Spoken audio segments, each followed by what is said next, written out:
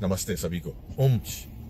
मैं बस एक छोटा सा वीडियो बनाना चाहता था उस बात पर जो प्रभु ने कुछ समय पहले मेरे मन में डाली थी। कि तो अगर आप पहले कभी मेरे चैनल पर नहीं आए हैं तो मैं सुझाव दूंगा, अगर आप चाहें, अगर आप कर सकें तो मेरे कुछ अन्य वीडियो भी देखें, ताकि आपको यह समझने में कुछ संदर्भ मिल सके कि मैं कहाँ हूँ, मैं कहाँ से आया हूँ, मेरे क्या अनुभव रहे हैं, ताकि आप इसे बेहतर समझ सकें। लेकिन मूल रूप से पिछले कुछ महीनों से प्रभु मेरे मन में कई बातें डाल रहे हैं, और उनमें से एक ये था कि जब हम लोगों से प्रभु के बारे में बात करते हैं तो हमें किन चीजों का सामना करना पड़ता है। आप जानते हैं, प्रभु ने मुझे यह क्षमता दी है कि मुझे लोगों के साथ अपना विश्वास साझा करने में कोई कठिनाई नहीं होती। हालांकि मैं ऐसा व्यक्ति भी नहीं हूं जो सड़क के कोने पर खड़ा होकर सुसमाचार सुनाना शुरू कर दे। मैं वह व्यक्ति नहीं हूं। लेकिन प्रभु ने मुझे यह क्षमता दी है कि मैं लोगों से, दोस्तों से, परिवार से, अजनबियों से भी बात कर सकूं और बस ऐसे कह सकूं, क्या आप माफ कीजिए, क्या आप आस्था रखने वाले व्यक्ति हैं, और फिर इस तरह से बातचीत शुरू कर सकता हूं। या क्या आप भगवान में विश्वास करते हैं, और इस तरह से बातचीत शुरू करना, बस कुछ ऐसा जिससे बात शुरू हो सके। और अगर मुझे लगे कि बात आगे बढ़ सकती है तो मैं उसे आगे बढ़ाता हूं। अगर मुझे लगे कि सामने वाला व्यक्ति खुद को बंद कर लेता है या दीवार खड़ी कर देता है और इस विषय से कोई लेना देना नहीं रखना चाहता, तो वह भी ठीक है। मैं फिर भी बात करूंगा, किसी और विषय पर बात करूंगा, और आप जानते हैं, दयालु रहूंगा, और आप जानते हैं, फिर भी उस व्यक्ति को वैसे ही प्यार करूंगा जैसे वह है। लेकिन जो मैंने हाल ही के समय में अनुभव किया है वह यह है कि लोग एक खास तरीके से अपनी सुरक्षा दीवार खड़ी कर लेते हैं। जैसे कि बातचीत किस दिशा में जाती है उस पर निर्भर करते हुए वे कहते हैं, बाइबल तो बहुत पहले लिखी गई थी, इसका कई बार अनुवाद हो चुका है। आप वास्तव में भरोसा नहीं कर सकते कि इसका सही अनुवाद हुआ है। आप वास्तव में भरोसा नहीं कर सकते कि जिन्होंने इसे लिखा वे लोग वे भगवान से प्रेरित थे। और ऐसी छोटी छोटी बातें, तो कभी कभी बात फिर वहीं आ जाती है कि बाइबल वास्तव में कोई प्रमाण नहीं है कि बाइबल भगवान से प्रेरित है, या फिर यह कि इसका इतना अधिक अनुवाद हो चुका है कि इसके शब्दों में जो मूल संदेश था वह खुद बाइबल के भीतर ही कमजोर पड़ गया है। तो बस स्पष्ट करने के लिए, मैं ऐसा नहीं मानता। मैं मानता हूं कि बाइबल में परमेश्वर का वचन उन लोगों द्वारा लिखा गया था जिन्हें सीधे परमेश्वर या प्रभु स्वयं ने प्रेरित किया था, और यह सच्चा वचन है, नाम और जीवन की रोटी है। लेकिन जो प्रभु ने मेरे मन में डाला वह यह था कि उन्होंने मुझसे कहा, तुम जानते हो, बाइबल लगभग एक बाल सुलभ तरीके से लिखी गई है ताकि छोटे बच्चे या युवा लोग भी इसका संदेश समझ सकें। और यही कारण है कि प्रभु ने दृष्टांतों में बात की। यह हम सभी से बात करता है। वह इससे फर्क नहीं पड़ता कि हम किस तरह के व्यक्ति हैं या हमारे अंदर कैसी आत्मा है, हम फिर भी बाइबल के कई सिद्धांतों को समझ सकते हैं। और मैं मानता हूं कि बाइबल के कुछ हिस्से ऐसे हैं जो भ्रमित करने वाले हैं, और उन्हें समझने के लिए वास्तव में आत्मा की समझ की आवश्यकता होती है, या फिर किसी और को आपको यह समझाने की जरूरत होती है कि जो लिखा गया है उनका क्या अर्थ है, ताकि आप उसे समझ सकें या वह आपके लिए और स्पष्ट हो सके।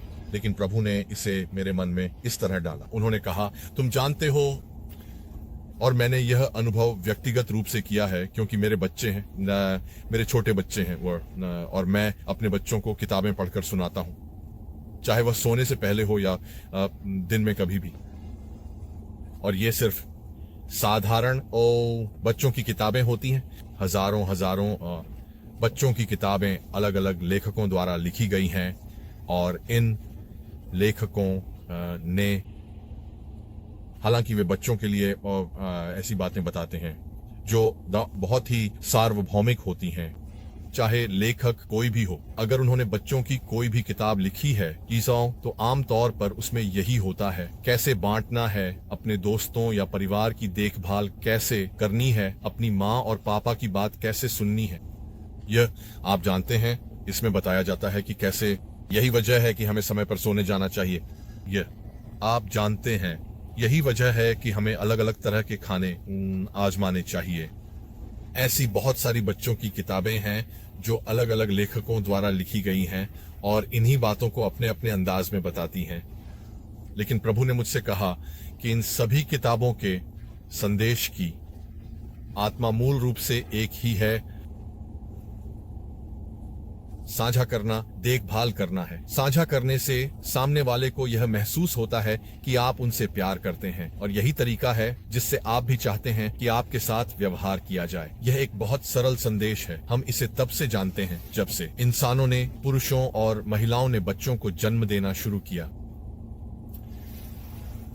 यह एक बहुत ही सरल संदेश है, और प्रभु ने मुझसे कहा कि भले ही बाइबल में कुछ शब्द हों या कुछ व्याख्याएं थोड़ी अलग हों, लेकिन बाइबल या उस अंश या उस किताब के भीतर संदेश की आत्मा वही रहती है, और यह समय की कसौटी पर हमेशा एक जैसी रही है। और हम सब इसे देखते हैं, हम सब जानते हैं कि यह हमारे दिल से बात करता है। हम सभी जानते हैं कि यही वह रोटी है जो हमें जीवन देता है, जो हमें बनाए रखता है। हम सभी जानते हैं कि यही वह जीवनदायिनी जल है जिसे हम अपनी आत्मा में महसूस करते हैं। तो और दूसरी बात जो प्रभु ने मेरा ध्यान दिलाई वह यह थी कि उदाहरण के लिए मेरा अनुभव अदालत कानूनी व्यवस्था के साथ रहा है, और मुझे याद है कि मैं एक वकील से बात कर रहा था और वकील मुझे कानूनी प्रक्रिया के बारे में कुछ समझा रहा था। फिर वह रुका और बोला, तो मूल रूप से इसका यही अर्थ है, यही उस कानून की आत्मा है जिसे लिखा जा रहा है। और वह कहता गया ब्ला ब्ला ब्ला ब्ला ब्ला, और मैं सोच रहा था चलो ठीक है, हाँ मैं इसे समझता हूँ, मुझे बात समझ में आ गई।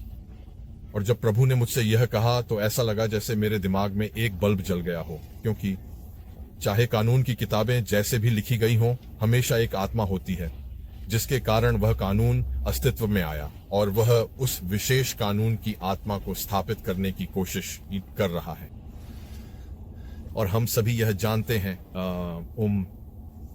लेकिन लोगों के लिए ये बहुत आसान है कि वे उस जाल में फंस जाएं जिसमें दुश्मन आपको यह यकीन दिलाने की कोशिश करता है कि यह प्रासंगिक नहीं है। बाइबल में बहुत सारी खामियां हैं, यह समझ में नहीं आती। इसमें ऐसे संदेश हैं जो पाखंडी हैं, हाँ, और भी बहुत कुछ। लेकिन इसलिए जब कोई आपसे ऐसा कहे तो उससे निराश मत होइए।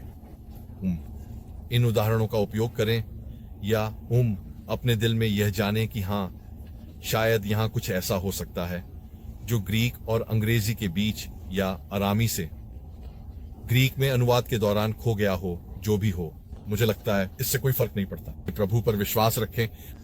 अगर आप कुछ पढ़ रहे हैं और वह हमारे प्रभु या हमारे परमेश्वर की आत्मा के अनुरूप नहीं है, तो वह आपको यह अवश्य प्रकट कर देंगे, इसमें कोई सवाल नहीं है। और अगर जो आप पढ़ रहे हैं वह आपसे बात कर रहा है और आप उससे कुछ पा रहे हैं और प्रभु की आत्मा उस शब्द में है, तो वह आपको संबल देगा, वह आपके साथ रहेगा और आप अपनी आत्मा का पोषण करेंगे। तो मैं बस इसके बारे में थोड़ा सा बात करना चाहता था। आशा है कि यह आपकी मदद करेगा। अगर आप वहां हैं और आपके पास मसीह के साथ अपने सफर में कोई बात है जिस पर आप चर्चा करना चाहते हैं, तो कमेंट करें। मैं आपसे सुनना पसंद करूंगा। धन्यवाद। ईश्वर आपको आशीर्वाद दे।